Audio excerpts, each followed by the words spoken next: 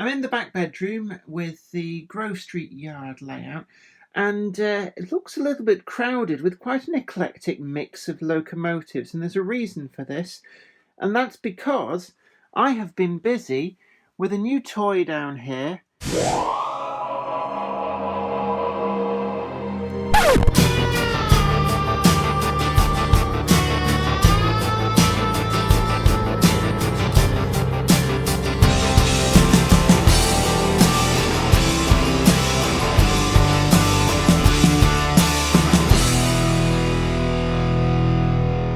The light's not great in here, but I've got a Gagemaster Prodigy Express DCC controller, and I've been playing about with it.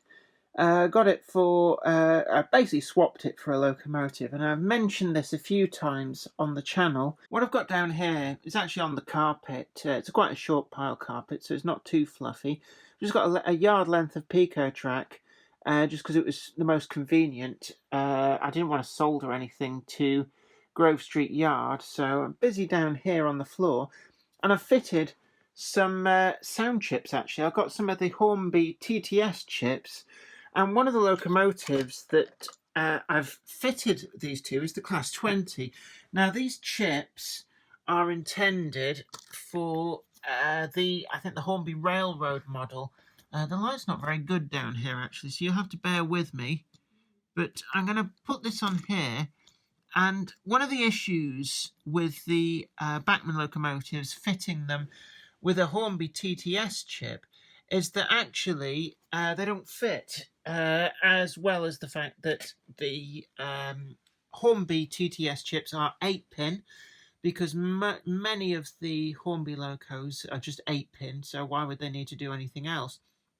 But the newer Bachmann locos, the ones that have the cutouts for actual DCC speakers, things like that, they're 21-pin. But if you get the DCC concepts or Gagemaster converters, you end up with protruding too high inside the body to get the body back on. So I've done a bit of a mod with this, but first of all, I'm going to fire her up.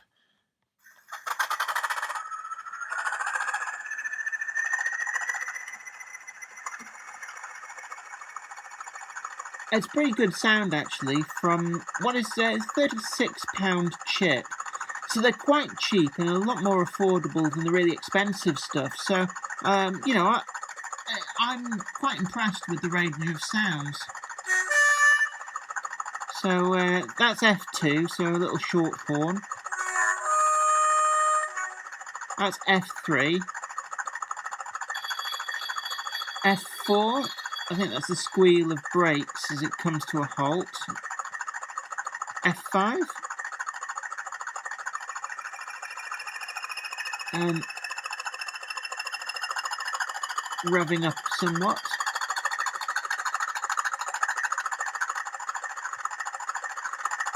I'm going to go for F6.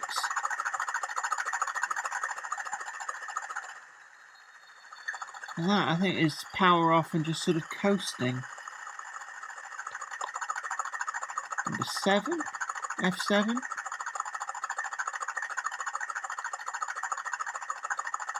not sure there is anything on that one. Let's try F8.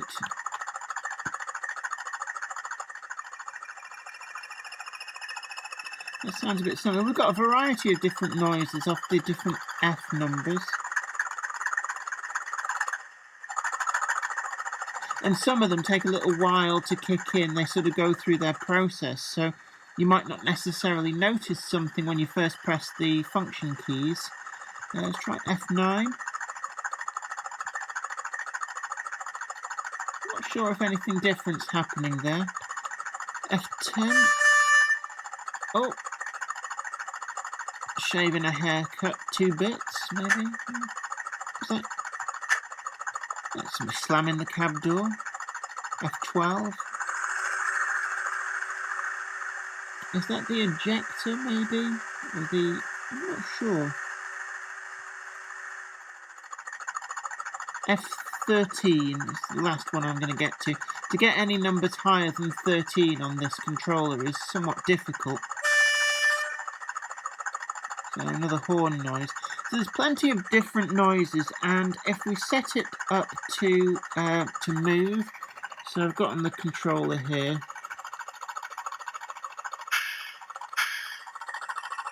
We get a series of noises fitting with what it's actually doing, just automatically happen. We can add a horn into the mix if we want. And this seems to play an assortment of those sounds which we heard off the F keys, but they're all cued to the locomotive moving off. Obviously not got a lot of track there, so we'll just reverse the direction and bring her back.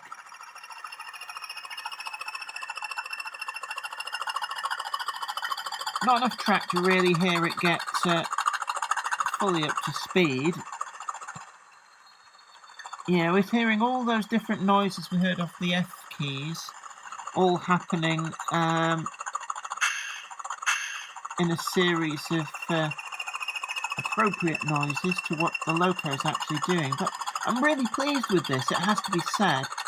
The Hornby TTS chips are amazing value for money when you compare to what you would be paying for the Lock Sound or Bachmann decoders for these things. And it's perfectly acceptable noises from these. Right, I'm going to shut her down. So I press F1 and then we get the shutdown sequence. So just listen through to that. And then I'm going to pop the lid and show you how I've fitted this.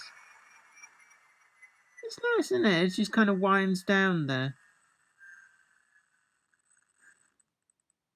And then what I'm going to do is I need to get a screwdriver. I'm going to pop the lid off this locomotive and I'll show you what mods I've had to do to get that Hornby TTS chip into the Bachmann locomotive.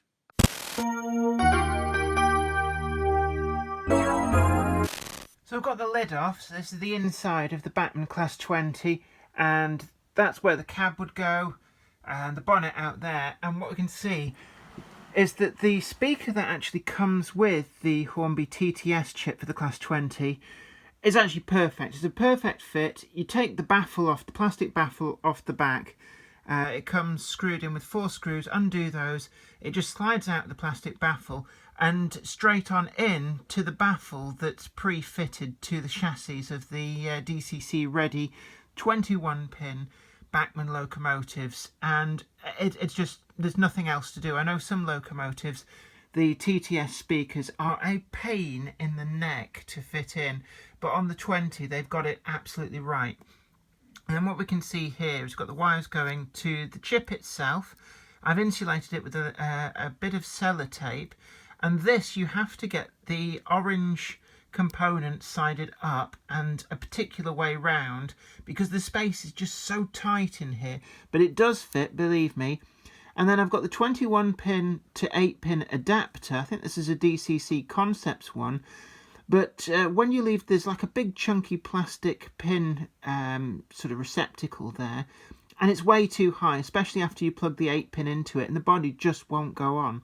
So what I do is I very carefully cut off the chip holder right down at the solder pads, and be very careful not to nick any of the circuit tracks that are just under the green layer on the board itself. I made that mistake with the first one and it was dead as a dodo, and there's nothing really I could do with it. It's a learning curve.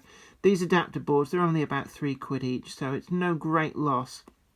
But then separated carefully the wires from the 8-pin plug on the TTS chip and then hard soldered them to the pads. And what I did is, I don't know how well it's going to show because the light in here is not particularly helpful, but I alternated. If I just tip that on its side, you can see there's 4 wires soldered to the top. The quality of my soldering is not the greatest, but it does work. And then I've soldered the other 4 to the underside, just to give a little bit more clearance between the blobs of solder on my poor soldering, and then carefully fit all of that wiring in. And I've used a bit of sellotape just to keep everything together, and then the lid just fits. As you get it snugly home, you can feel a little bit of pressure against some of this wiring. And you've got to be careful, because I did find when the actual chip holder was here, you can get a short from the pins underneath. So I've actually put a layer of sellotape underneath just to help insulate it. So you just got to be ever so careful. It's very, very finicky, but it works. And it means you can sound fit these Bachmann locomotives for £36 rather than 130 odd pounds. And it does work really well. The Class 21 in particular, as you can see here, as long as you've got the 21-pin chassis, not the older 8-pin chassis, because there just isn't enough room for the speaker on the old 8-pin chassis, it works.